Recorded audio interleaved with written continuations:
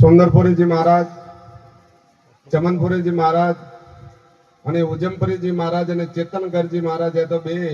આ ભૂખ્યા પરિવારના જ હતા અને ખરેખર ઉજમપુરી બાપજી ના જ આજે કળદેવીની આ પ્રતિષ્ઠા થઈ રહી.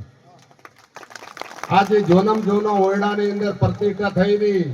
એમાં બાપજી ઉજમપુરી બાપજી નો જે ઓરડો હોય અને આ એક ઓરડામાંથી આજે અનેક ઓરડા થયા અને બાપજી ભેખ પહેર્યો ચમનપુરી બાપજીના ચેલા થયા.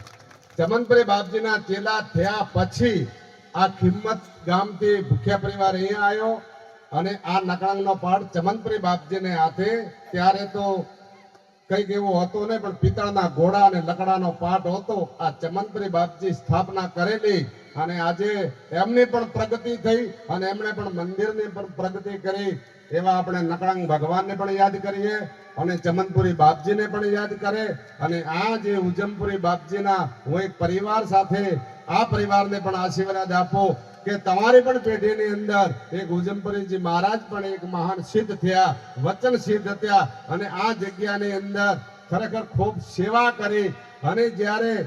પોતે દેવ થયા ત્યારે જો 700 રૂપિયા ચોદીના રૂપિયા જો નીકળ્યા હોય તો ઉજમપુરી બાપજી પાસેથી નીકળ્યા હતા. ત્યારે કોઈ પ્રકારની આવક નથી પણ ઓટ ઘોડાની આવકમાંથી એટલો બાપજી અવેર કર્યો હતો કે તોળાપુરી બાપજી કહેતા હતા કે 700 રૂપિયા ઉજમપુરી બાપજીની કોથળીમાંથી નીકળ્યા હતા બાપજી. આજે તો 700 રૂપિયા હોય તો આજે 7 કરોડ ગણાય.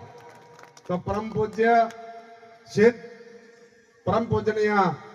સિદ્ધોની ભૂમિ ઉપર આજે આપણા પવિત્ર ગામની અંદર હર હંમેશા ક્યારે પણ નાના મોટા પ્રોગ્રામ હોય. 5 વર્ષ પહેલા આપણે ગોગળ પરિવારની કુળદેવીની પણ પ્રતિષ્ઠા હતી ત્યારે બંને બાપજી ત્યારે તો બા પણ જીવતા હતા અને ભાઈ પણ કીધું કે સુખદેવપુરી ભલે ગામની પત્રિકા ગમે ત્યારે આવે બાકી તમારો ફોન આવ્યો એટલે મેં એમાં ડાયરીની અંદર નોંધ કરી ભરીએ. અને કનીરામ બાપુએ પણ કીધું કે તમારો ફોન આવ્યો એટલે મારી પત્રિકા આવી ગઈ, હું સમયસર સ્વાગતને ટાઈમે આવી ગયો. એટલો બંને બાપુ સમસ્ત વાલીર જગ્યાનો પણ ખૂબ જ એક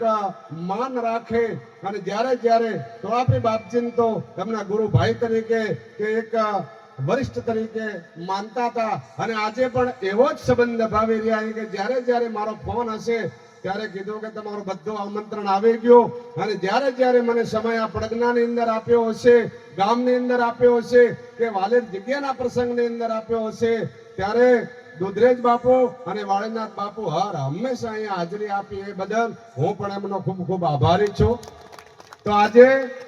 આ પ્રસંગ એક ભૂખ્યા પરિવારનો ન કહેવાય